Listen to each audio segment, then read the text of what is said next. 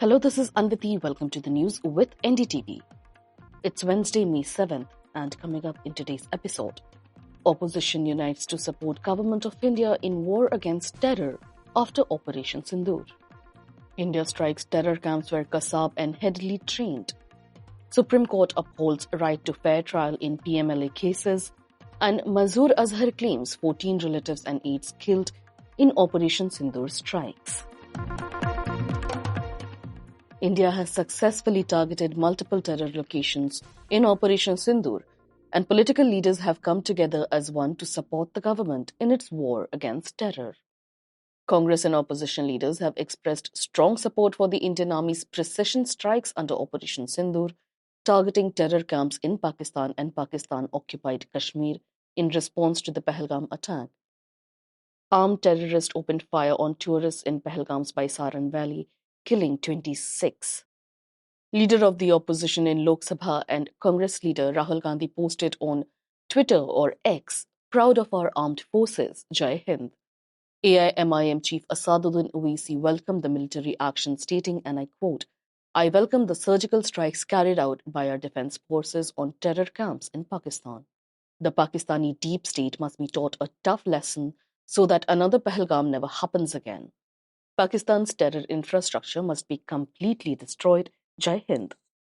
Congress leader Pawan Khera said, "We are proud of our army. If someone threatens Indian citizens, they will meet the same fate. On the night of April 22nd, we said we would stand with the government. The country stands united."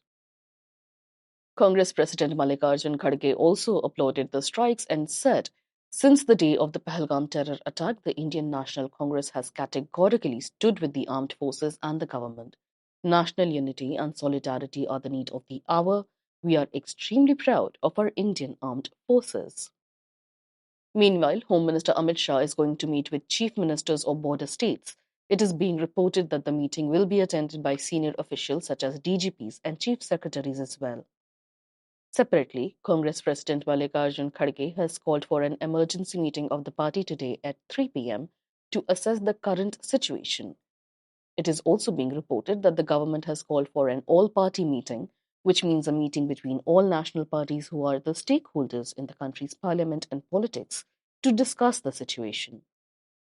Samajwadi chief Akhilesh Yadav said the steps the government wants to take will be supported by Samajwadi Party if it aims to eradicate terrorism. There is no room for mistakes here, and that Samajwadi will attend the all-party meet to present their side and suggestions tomorrow. Chief Minister Mamata Banerjee, who is generally known for ending any statement, verbal or written, with the slogan Jai Bangla, today made a post on her official X handle, Jai Hind, Jai India. Prime Minister Narendra Modi chaired a cabinet meeting today where he called the Operation Sindoor, a targeted military strike, a moment of pride. The Prime Minister informed the cabinet that the operation was executed exactly as planned with no mistakes whatsoever and successfully completed the retaliatory attack. He also emphasized that the army had carried out the mission adhering strictly to the detailed preparations that had been made in advance. During the meeting, PM Modi also praised the armed forces for their commendable job and immaculate execution. "The whole country was looking up to us. We are proud of our army," the Prime Minister said. India launched a coordinated military operation early on May 7th, striking 9 terror camps across Pakistan and Pakistan-occupied Kashmir or POK. The strikes, conducted under the codename Operation Sindoor, lasted 25 minutes from 1:05 a.m. to 1:30 a.m. and involved all 3 wings of the Indian Armed Forces. At a press briefing in New Delhi, Foreign Secretary Vikram Misri stated the operation was a measured and proportionate response to the 22nd April attack in Pahalgam, Jammu and Kashmir, which killed 26. The attack was attributed to Pakistan-based the Resistance Front Group, believed to be a proxy of Lashkar-e-Taiba or LAT.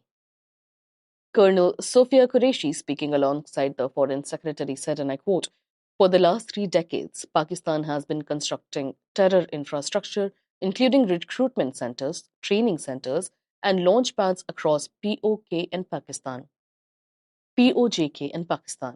This operation was intended to dismantle those facilities and prevent future attacks, unquote. According to the Indian government, 24 missiles were launched, resulting in the deaths of over 70 terrorists and injuring more than 60 others. The strikes targeted locations long identified by intelligence agencies as hubs of terrorist activity, including Muzaffarabad, Kotli, Bahawalpur, Rawalkot, Chakswari, Bhimber, Neelam Valley, Jhelum, and Chakwal.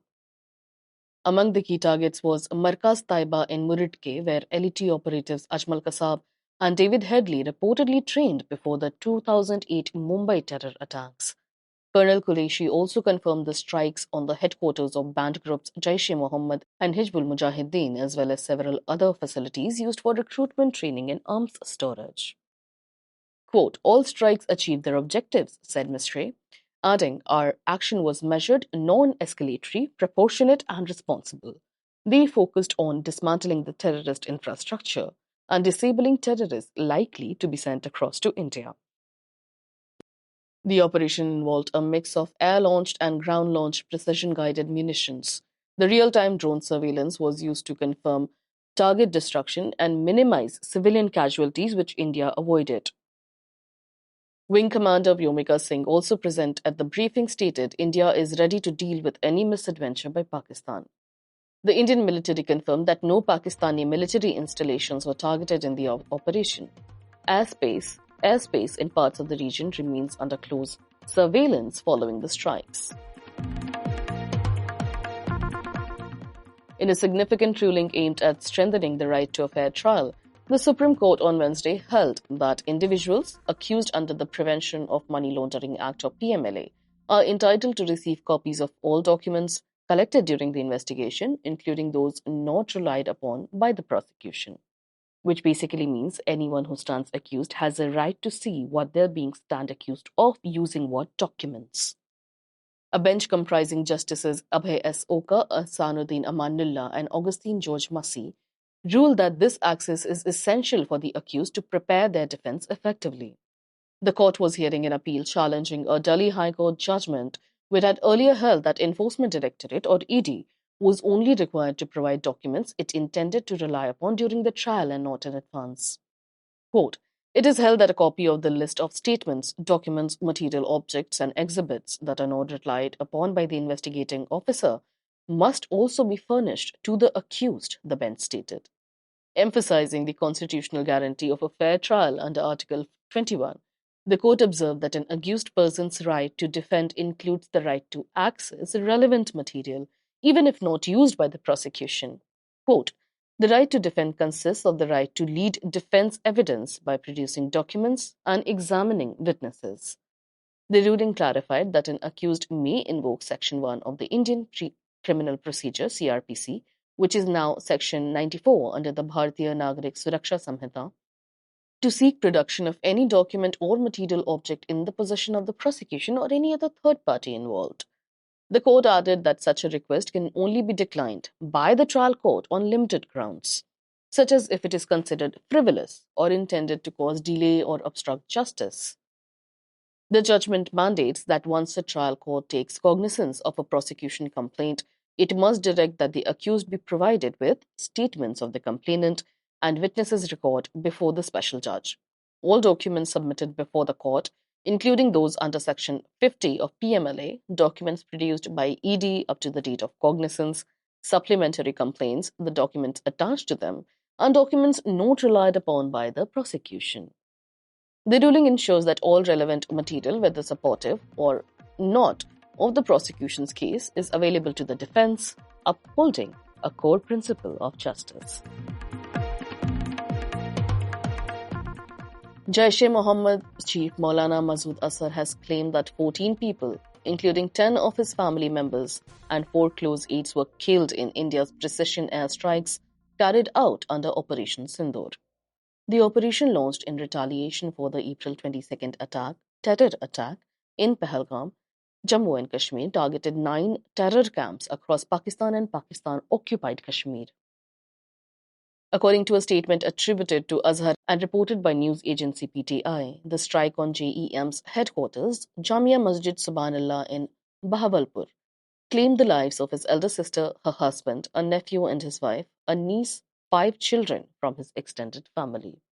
Quote, 10 members of my family were blessed with this happiness together tonight.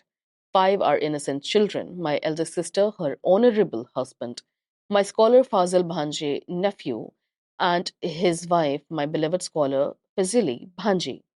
2 of my brothers, Huzafa and his mother, 2 more dear companions, Azhar said, referring to them as guests of Allah.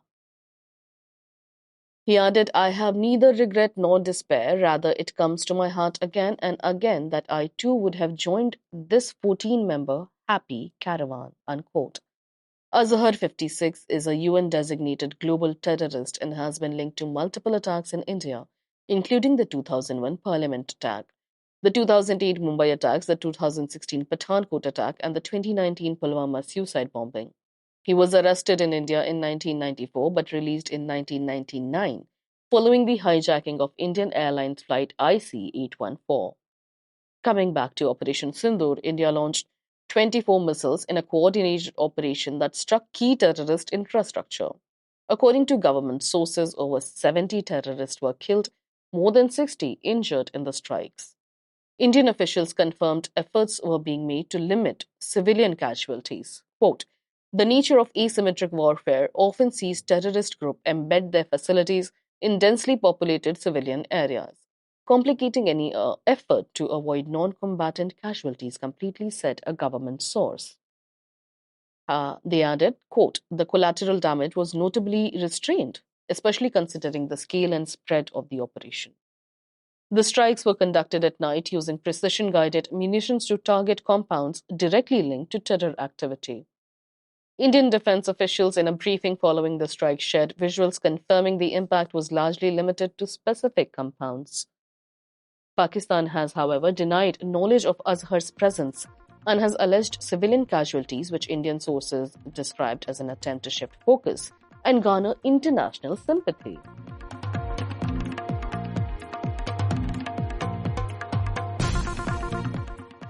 That's all for today. You were listening to the news with NDTV, your daily newspaper and TV bulletin, wrapped in a compact podcast.